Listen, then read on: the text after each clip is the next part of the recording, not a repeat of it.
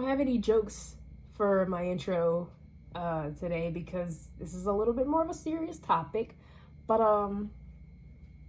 glad that you guys are here with me. Okay, that was lame. Okay, just start the video. Passionate.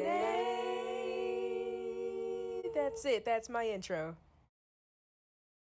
Okay, so today we're going to be talking about 17-year-old Jayden Chavez, or I think it's Chavez, actually. I'm going to say Chavez from this point on. And so basically what happened was Jayden was in a drive-by shooting, and he was shot in the chest.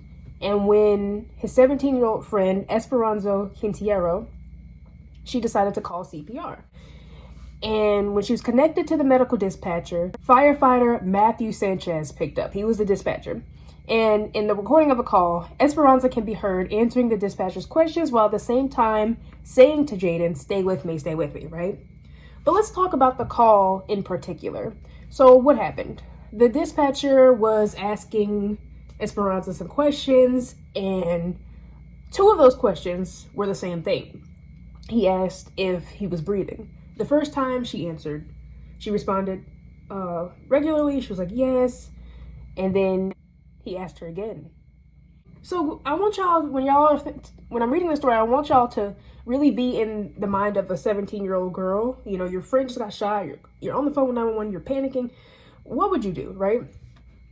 And so by the second time he asked her if he was breathing, if Jayden was breathing, she says, Esperanza, she says, he's barely breathing. How many times do I have to fucking tell you? To which Matthew Sanchez then replied, okay, you know what, ma'am? You could deal with this yourself. I'm not gonna deal with this, okay? And hung up on Esperanza while she was saying, no, my friend is dying. And that's the end of the call. So obviously I'm gonna play the clip for you guys. So here you go. Another warning, this is a tough piece of tape to listen to. It's a 17-year-old boy who passed away following a 911 call for help. The dispatcher hung up on the caller. The boy had been wounded during a drive-by shooting. As he lay there in distress, dying. A frantic woman who apparently knew the teen calls 911, tries to communicate to the dispatcher what's going on, what help she needs. She's obviously distressed, excited. Who wouldn't be? Listen to this. I'm keeping him alive. Okay, is he not breathing? Barely. Hey, one of us. There you go, Jayden. One of us. Yes. There you go, Jayden. Good job. Just stay with me, okay? Okay? There you go. Good job, Jayden. Is he breathing? He's barely breathing. How many times does the tell you? Okay, you know what, ma'am? You could deal with yourself. I'm not going to deal with this, okay? No, my friend is dying. My God, this isn't a Starbucks. This is somebody's life on the line. Are you kidding me? Wow. It's that dispatcher from the Albuquerque Fire Department is now on administrative leave. Man, you could have told her to do something. Like, you could have told her to, like... Melissa Romero, a spokeswoman for the fire department, told ABC News that the response time was 4 minutes and 26 seconds, which exceeds national standards. So, basically, this guy who works for 911, he's a firefighter, for Pete's sake, hangs up on a 17-year-old girl telling him her friend is dying. Got shot in the chest. He's barely breathing. And he decides to hang up. You're a grown-ass man. And you hung up on a because she gave you just a little bit of attitude. She's panicking. You serious? I would hate to see how he acts with his children. Okay, so Esperanza spoke with KRQE, which is the news station located in Albuquerque, Mexico. And Esperanza said she wasn't sure if her friend would have made it or not had the dispatcher stayed on the phone. She wished she would have done more to help. It was his job. I don't understand why he would have hung up. I cursed at him once. I was frantic. I was scared. You know, I'm only 17. I don't know how to handle the situation. I did as best as I could. I tried to keep calm. Obviously, helping people is not for him. And I completely agree with Esperanza. If you're going to be so quick to anger, you should not be a fucking firefighter. And you should definitely not be working for 911. You serious? He was the reason. I truly believe he was the reason Jayden died. I feel like, did they even say, it doesn't say in the website if they sent, I'm pretty sure eventually he did send ambulance stuff because they rushed him to the hospital and stuff. But man, you could have told her to do something. Like, you could have told her to, like, help with the hole, like close up the, like, something, you know? And then, so let's talk about the parents for a second. Ronald Silver and Nicole Chavez, they sued Matthew Sanchez, claiming he was negligent in hanging up. Rightfully so. They say he intentionally abandoned a patient while he was supposed to be doing his job, robbing their son of his last clear chance to be kept alive. The city paid the parents $50,000 after the incident. So they got $50,000 for suing, and the city paid them, and that's great. So you would think, oh, wow, happy ending, right? Well, it wouldn't really be a happy ending anyway, because their son died, unfortunately. But the story actually, you know, it gets a little worse. Let's talk about the dispatcher who got fired for a second, right?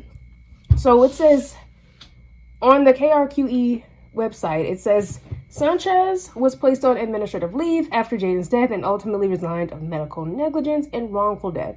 However, that's the big word today. However, when he did get fired, Sanchez decided to file a lawsuit against the fire station. In his lawsuit, Sanchez claimed that he suffered serious psychological injuries as a result of his firing. Yeah, he sued the fire station, y'all. Then the site gives us an update all the way at the end, and it says that Sanchez and the county agreed on a settlement of $25,000. Hold on, let me close my laptop real quick. So let me get this straight. You're working as a firefighter at a fire station. You have a call with this child who's telling you her friend got shot in the chest and he's dying. You catch an attitude with her because she cursed at you once, and then you tell her, oh, you can handle yourself, and you hang up. The call was 4 minutes and 26 seconds. It wasn't even as long as it was supposed to be. And you get fired because of that, because you did not do your job properly, and you sued. You sued? Because of psychological injuries? Bitch, you're a firefighter. Oh my God. You're a firefighter. What the fuck you mean psychological injuries? What the fuck did you think the job was? Man, I mean, you were the reason this child didn't get any help after he got shot and he died. You get fired. You sue and you win. I don't know if that's some type of white privilege. Well, I don't think he's white, but I don't know if that's some type of like male privilege or some type of like dumb luck, maybe. But that's crazy. That's crazy. Try that shit in America, you're not getting shit. Maybe it's like a Mexico thing. Like, try that shit in America, you wouldn't have gotten a settlement because you didn't do your job properly. I don't know. Maybe I should sue Walmart for firing me. I didn't do anything wrong. And then it also says that, you know, Jayden wasn't supposed to be the target in the drive-by shooting. I wanted to include that to let you guys know that he was not in any gang violence or anything like that. He was just a regular kid, minding his business. He went to a party and he died. Also, something else, guys, I knew there was going to be something that I left out of this video. But the guy who shot Jayden did get put in prison, so he's not walking around free. It was actually two people. Dominic Conyers pleaded guilty in May to conspiracy to commit murder and shooting at an occupied dwelling. He's serving a 12-year sentence. And then you have Nicholas Gonzalez, who pleaded guilty to shooting at a dwelling and causing bodily harm and conspiracy, and he was sentenced to 1 year in custody, and that was in February. This was all in 2015, a little bit after 2015. So yeah, they're not walking around free, guys. So that's it for today's video, guys. That's basically the story, you know. 17-year-old got shot, died. The guy who killed them got rewarded for it.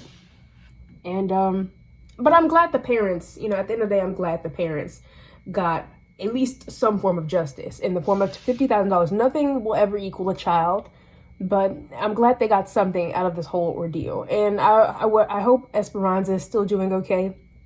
You know, I feel like that's the most traumatizing thing ever. Watch one of your closest friends on the ground, watching anyone die, you know, bleed out, and there's nothing you could have done about it, you know. Esperanza, if you see this, I want you to know this is not your fault. But yeah, thank you guys for tuning in. Make sure to subscribe and hit that like button, hit that notification, hit that notification bell, and tune in for the next video coming soon. Don't forget to subscribe. That's it. That's my outro.